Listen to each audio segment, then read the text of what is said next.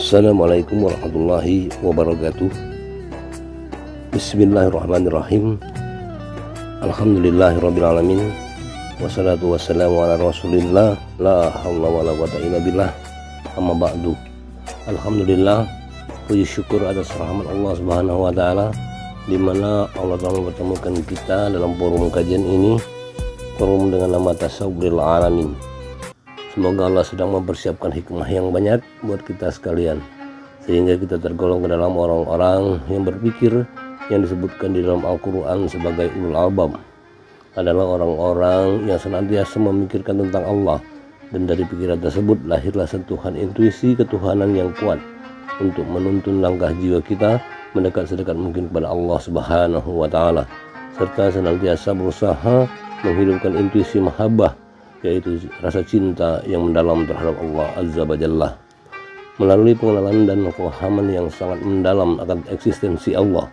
Kemudian di dalam realitas kehidupan kita selalu berharap akan petunjuk Allah, sehingga tetap diliputi ketenangan di dalam meniti atas siratal mustaqim.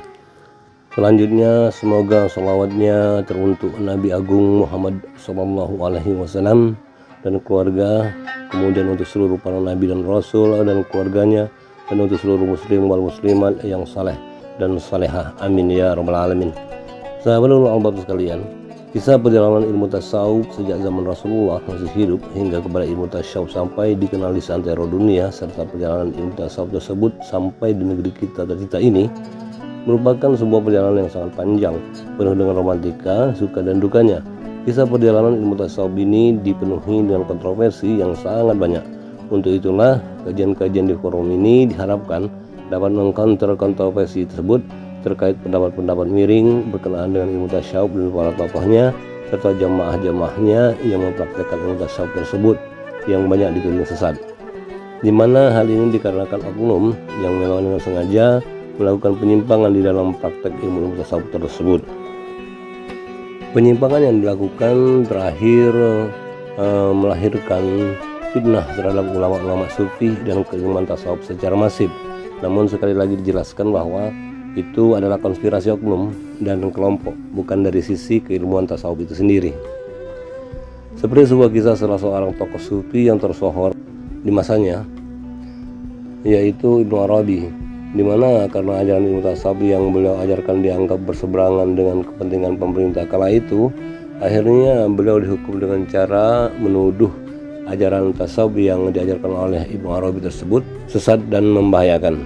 Karena fitnah tersebut, Ibnu Arabi bukan hanya dipenjara, tapi beliau juga disiksa dengan sadis, di mana tangan dan kaki beliau dipotong sebelah, barulah setelah itu dihukum gantung. Sungguh ini adalah perbuatan yang sangat biadab terhadap tokoh agamawan Islam. Untuk itulah bagi kita umat muslim yang terlanjur meyakini bahwa tokoh bahkan ilmu tasawuf sesat, dengan melihat kisah Ibnu Arabi tersebut yang hanya salah satu dari ribuan kisah yang serupa, seharusnya bisa berpikir lebih jernih sehingga tidak tergolong ke dalam golongan orang-orang yang menebar fitnah terhadap ilmu tasawuf, tokoh serta jamaahnya. Bagaimana dulu kolonial Belanda hingga G30 melakukan hal yang serupa, bukan hanya terhadap tokoh militer, tapi juga terhadap tokoh-tokoh agamawan Indonesia yang rata-rata adalah ulama syufi.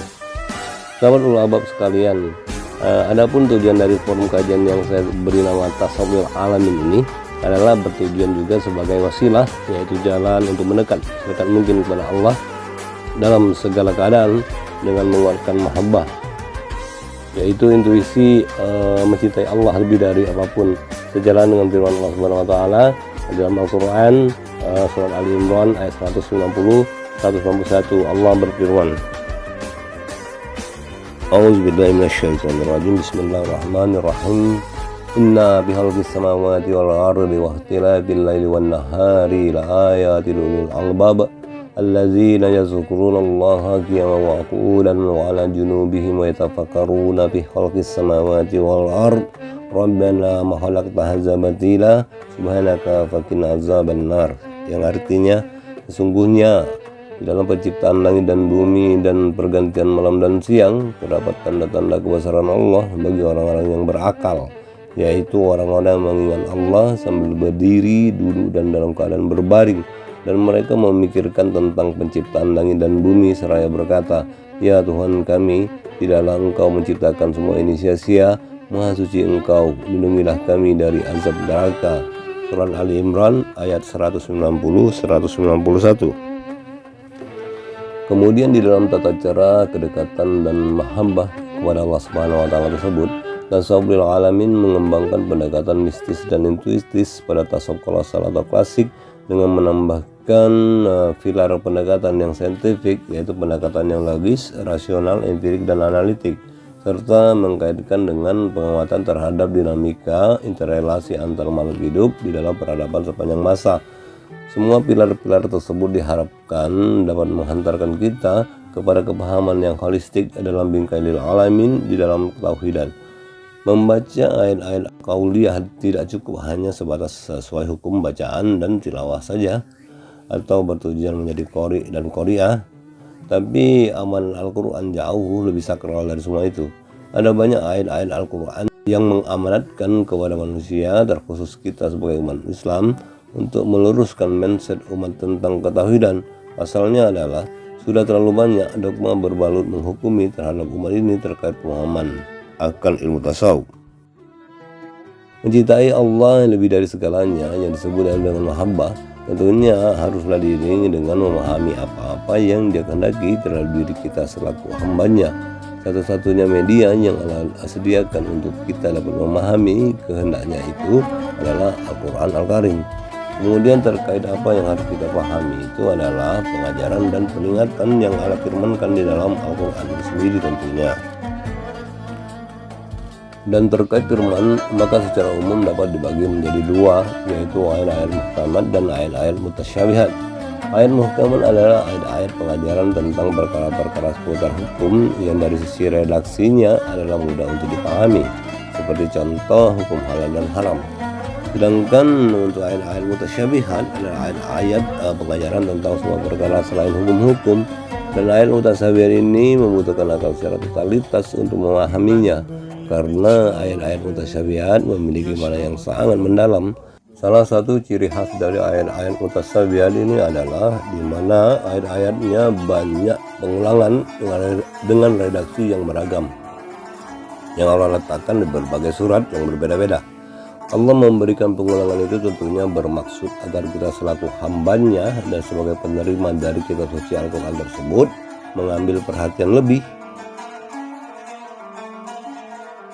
Dan juga pengulangan ayat-ayat mutasyabihat ini Allah maksudkan sebagai peringatan betapa pentingnya untuk dipahami. Forum kajian Tasawwuful Alamin ini berfokus kepada ilmu ketauhidan yang berbasis kepada kajian-kajian yang bersifat ilmiah, yang merujuk kepada ilmu-ilmu yang bersifat saintifik, dan kajian seperti ini di dalam Al-Quran disebut dengan kajian ayat-ayat kauniyah. Ini perlu saya sampaikan dan terus tekankan karena ini merupakan amanah dari Al-Quran Al-Karim, di mana kita selaku umat Islam harus meluruskan mindset umat ini bahwa cara memahami dan mendekatkan diri kepada Allah itu terkait dengan itu sangat banyak anjurannya di dalam Al-Quran, yaitu dengan cara mengkaji ayat-ayat kauniyah, bukan hanya ayat-ayat qauliyah yang bersifat tekstual, melainkan melalui pengamatan fakta dan data-data saintifik seperti terkait dengan alam semesta, sehingga dengan ini kepahaman akan pengenalan terhadap Allah sebagai pencipta dari alam semesta tersebut beserta isinya akan jauh lebih logis dan bisa dipertanggungjawabkan dunia wal akhirah. Forum Tasawwuful Alamin yang kontemporer ini menyambungkan antara ilmu-ilmu modern dan dinamika interrelasi antar makhluk dalam peradaban sepanjang masa dengan ayat-ayat Al-Quran, yaitu ilmu kedokteran modern, ilmu arkeologi, sejarah, kosmologi, antropologi, geologi, fisika modern, sains modern, dan sebagainya, serta mengkaji perkembangan peradaban manusia sepanjang masa, yang kesemua itu sebetulnya adalah merupakan pintu gerbang dari rahasia-rahasia ayat-ayat kauniyah yang Allah hamparkan di muka bumi dan jagat raya semesta.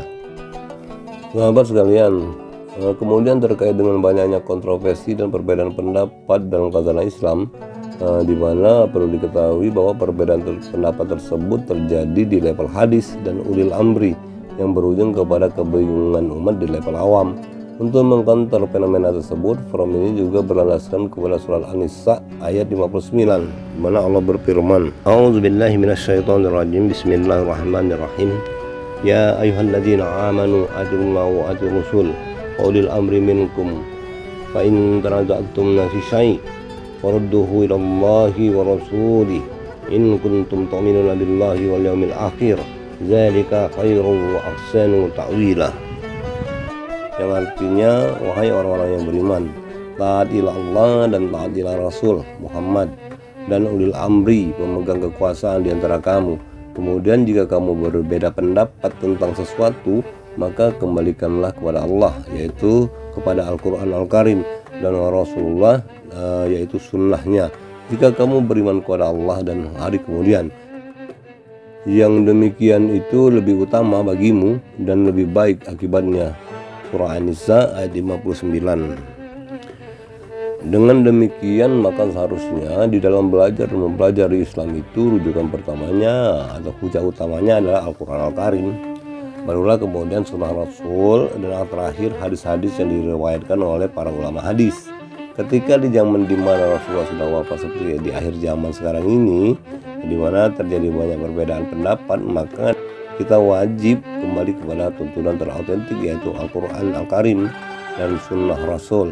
Sunnah Rasul dalam artian sunnah yang ditradisikan oleh Nabi sewaktu beliau masih hidup, seperti ibadah-ibadah mahdhah, seperti tata cara wudhu, tayamum, mandi hadas, azan, iqamat, salat, membaca Al-Quran, i'tikaf, puasa, haji, umrah, dan pengurusan jenazah dan sebagainya. Kemudian ketika terjadi banyak perbedaan pendapat di level hadis dan perbedaan pendapat di level para ulul amri yang memunculkan kebingungan, maka kita wajib kembali kepada Allah, yaitu kembali kepada ayat-ayat Al-Quran Al-Karim dan sunnah Rasulullah pada level hadis yang sahih.